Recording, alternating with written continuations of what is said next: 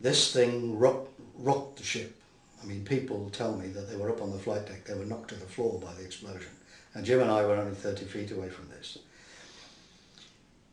Next thing I know, I mean, Jim was standing right next to me. And we looked each other in the eye, and then boom. Within seconds, I was floating through the air. Slow motion. I thought I was dead, basically, because it was so tranquil. I was just simply floating. And I thought, well, I mean, this is milliseconds, really. This is only a few seconds before I came round again. I thought to myself, well, if this is death, this isn't bad. There was no pain. There was no worries about family. Nothing that I hadn't done that I should have done. There was none of that worry at all. I was floating down this proverbial tunnel. And it was round, it was dark, but at the end of this tunnel, I know it's a cliche, but it's absolutely true, there was this circle of bright light. And the top half of it was sky blue, the bottom was green.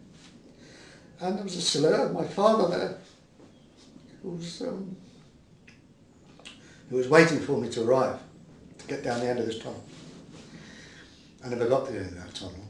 I obviously hit the bulkhead. And I remember that sort of jolted me back to reality. I hit the bulkhead, and it's only a matter of feet flying through the air, but all that happened in that time, in my mind. And then I hit the bulkhead, fell to the floor. Whilst I hit the bulkhead, I could see that my arm was damaged because it sort of flailed around, out of control, so I knew that was damaged. And then I hit the ground. So what I did, I was still conscious, so I had a good feel around. To feel if my legs were damaged or whatever, and I could feel no broken bones. So I stood up expecting pain, broken legs or whatever. Nothing. I knew my arm was damaged because it was just hanging loosely. My next priority was to find Jim.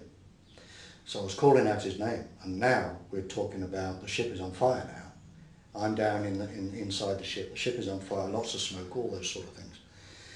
I'm in a strange environment, didn't know how to get out, etc. And couldn't find him at all. Next thing I feel is a hand on my shoulder saying, "He's dead, follow me." So I did what I was told. This chap, the next Navy chap, come down, he knew the way out, he was going to get me out of here. So I put my hand on his shoulder as he told me to do, and I followed him through the smoke. And on the way to the hatch, the escape hatch, we had to go past Jim Prescott. Not a mark on him, lying there. Which was good, because I could tell his mother later that he wasn't blown to pieces, as you would imagine. Still had his glasses on, everything, just normal. I followed this chap to the escape hatch, and he opened the hatches, went to push, but it wouldn't go because the crew was standing on it on the flight deck. And there I am standing behind him watching this fire and this smoke, thinking, we've got to get out of here. Eventually they got the message that the things were moving under their feet, so they got out of the way and we came out the escape hatch. It was dark by then, and they said to the chap behind me, said, look after him, watch his arm, he's damaged his arm. And then the ship's doctor came over, who by pure coincidence, his parents lived just round the corner from where I lived in Kent. Crazy. Bit of small talk. I knew exactly what they were doing because I was medically trained as well, first aid trained. I knew exactly, keep them talking, all the rest of it, all the small talk. So they were chatting to me and I was responding. They put a tourniquet on my arm, gave me, we all carried our morphine around, Omnipon I think it was called, morphine around our necks, and one of the chaps took one off and gave me a jab in the thigh and then put an aim on my forehead, which is, I knew exactly what they were doing. It was a basic principle.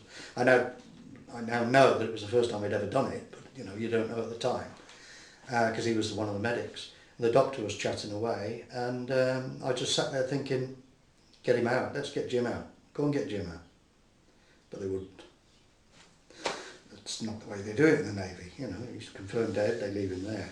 And I sat there saying to myself, I'm not going to die. I am not going to die. Because I knew if I'd lost consciousness, I was losing a lot of blood, I knew that. I just kept saying to myself, I'm not going to die, I'm not going to die. Anyway, after about, 20 minutes, half an hour, trying to fight the fire, the captain decided it was too much and called abandon ship. Now I abandoned ship with the rest of the crew over the side of the flight deck into a landing craft. Foxtrot 4 it was called, the landing craft, which also suffered later in the war, but that's another story. The lads came right alongside. Now these boats are plastic.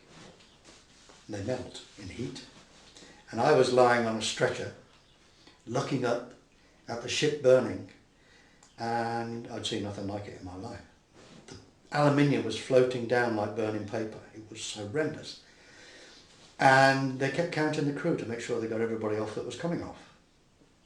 And they were miscounting all the time. And I'm lying on my stretcher thinking, we've got to pull away from this ship because there's other bombs on board, there's ammunition on board, it's going to go. Eventually they were satisfied, they got everybody on board, so the crew of the Antelope, via Foxtrot 4, were taken to Ajax Bay. And it was in the time of being transported to Ajax Bay that the ship exploded. And it's the explosion that photographer took a picture of, which is a famous picture of the Falklands, where you see the silhouette of Antelope behind the actual blast. Now nobody that's going to get off, everybody had gone by then. I mean, the only two people were Jim Prescott and Mark Stevens, so we'd all abandoned ship by then. But we were very lucky. A, because these Foxtrot 4 and the coxswain had the courage to come alongside to pick us up, knowing that his ship was in danger anyway from the pure heat, and then take us off. He was killed 2 days later. He was bombed actually. Foxtrot 4 was bombed later and they were killed.